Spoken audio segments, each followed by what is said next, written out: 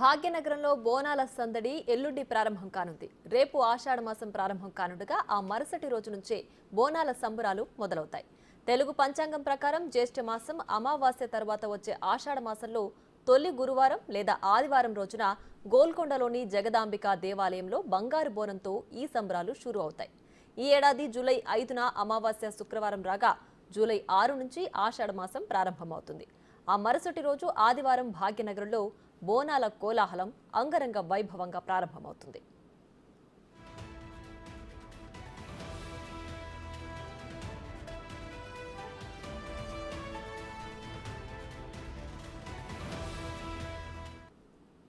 తెలంగాణ సాంప్రదాయానికి చిహ్నమైన బోనాలను మహిళలే స్వయంగా తయారు చేస్తారు. బోనాల జాతర సందర్భంగా గ్రామ దేవతలైన పోచమ్మ, ఎల్లమ్మ, మైసమ్మ, బాలమ్మ, ముత్యాలమ్మ, మహంకాళమ్మ, పెద్దలమ్మలకు పసుపు, కుంకుమలు, చీర సారెలు, భోజన నైవేద్యాలతో మొక్కులు చెల్లిస్తారు.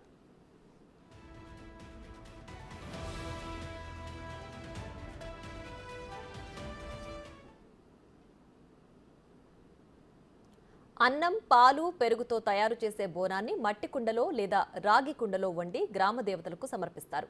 కుండను అందంగా పూలతో అలంకరించి పైన ఒక దీపాన్ని కూడా పెడతారు. వీటిని మహిళలు నెత్తిన పెట్టుకుని మేళ తాళాలతో, డప్పు చప్పుళ్లతో ఊరేగింపుగా ఆలయాలకు తీసుకువెళ్లి బోనాలను నైవేద్యంగా అమ్మవారికి సమర్పిస్తారు.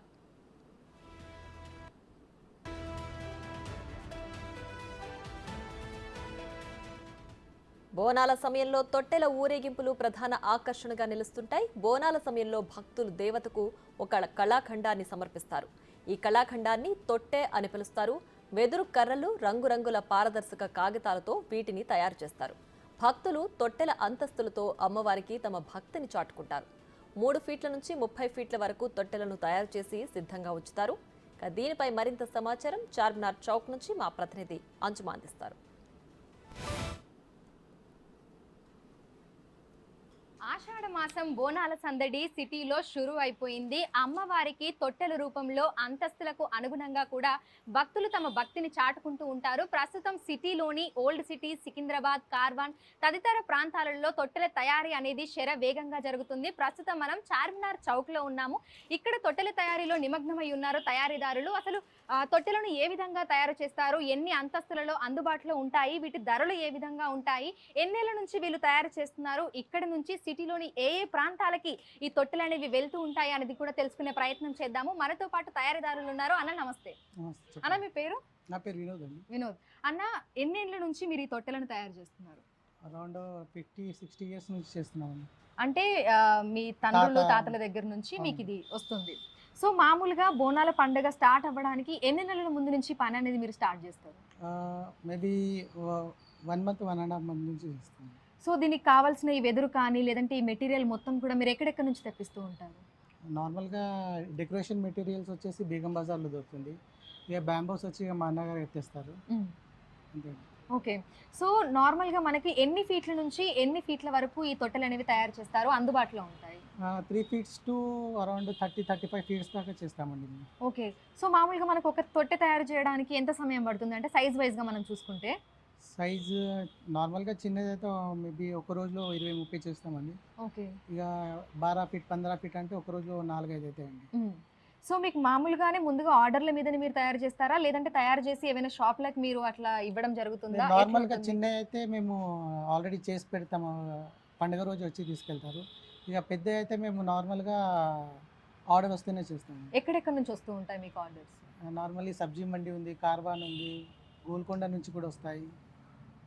సో సిటీలో నుంచే వస్తాయి? సిటీలో నుంచే వస్తూ ఉంటాయి. సో వీటి ధరలు ఏ విధంగా ఉంటాయి? 5 feet అయితే మీకు అరౌండ్ 1000 రూపీస్ దాకా ఉంటుందండి. ఇంకా అరౌండ్ 12 feet 15 feet వచ్చేసి 10 to 15 లోపు ఉంటుంది. ఇక 30 feet అరౌండ్ డెకరేషన్ బట్టి 75,000 నుంచి అరౌండ్ 80 వరకు ఉంటుంది. ఓకే. సో మొత్తంగా మీకు ఈ ఏడాది ఎన్ని ఆర్డర్లు వచ్చాయి? అంటే లైక్ ఎవ్రీ ఇయర్ పెరుగుతూ ఉంటుందా లేకపోతే ఎలా ఉంటుంది? పెరుగుతూనే ఉంటుందండి, తగ్గాయి కానీ పెరుగుతాయి. ఓకే. ఈసారి అరౌండ్ 30 feet మేము 2 చేస్తుంటే ఈ ఏడాది 4 వచ్చాయండి. ఓకే. సో పూర్తిగా ఎన్ని వచ్చాయి, ఎన్ని ఆర్డర్లు వచ్చాయి? అంటే లైక్ 3 feet నుంచి మనం చూసుకుంటే ఆర్డర్ వైజ్గా మేము చిన్న వచ్చేసి అరౌండ్ 300 దాకా చేస్తాము. 10 feet వచ్చేసి అరౌండ్ 15 feet వచ్చి అరౌండ్ 15 చేస్తాము. 12 ఫీట్స్ కూడా 15 చేస్తామండి. ఓకే. సో వీటిలలో మామూలుగా అంటే నేను చూస్తుంటే నాకు రౌండ్ షేప్ లో ఇట్లా డబ్బాలాగా అట్లా కూడా ఉన్నాయి కదా, అంటే 2-3 ఇట్లా కూడా. వెరైటీస్ ఉంటాయండి. ఓకే.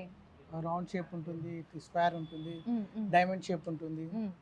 ఇలా 3 టైప్స్ ఉంటాయండి. ఓకే.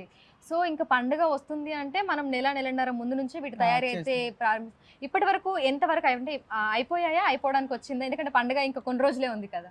ఆల్మోస్ట్ 40-45% పని అయిపోయిందండి. ఇంకా మేము ఇంకా బ్యాలెన్స్ ఉంది. ఓకే. సో మొత్తంగా అయితే ఉదయం నుంచి సాయంత్రం వరకు కూడా ఇంకా పండుగ వచ్చేంత వరకు కూడా ఇదే పనిలో నిమగ్నం అయిపోయి ఉంటారు. ఇదే పని చేస్తాం మనం ఇదే పని మార్నింగ్ నుంచి ఈవినింగ్ వరకు. ఓకే.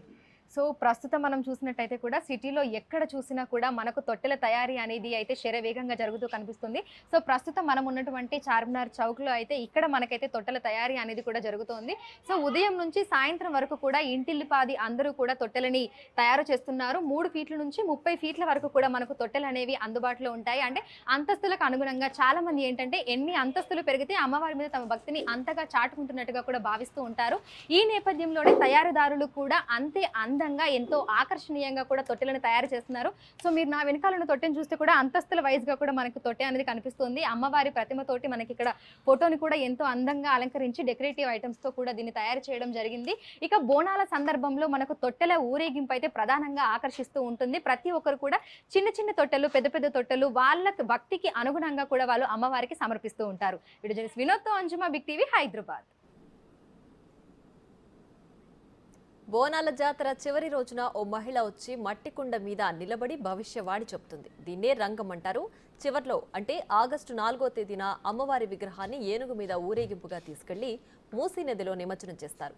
దీంతో బోనాల సంబురాలు ముగుస్తాయి.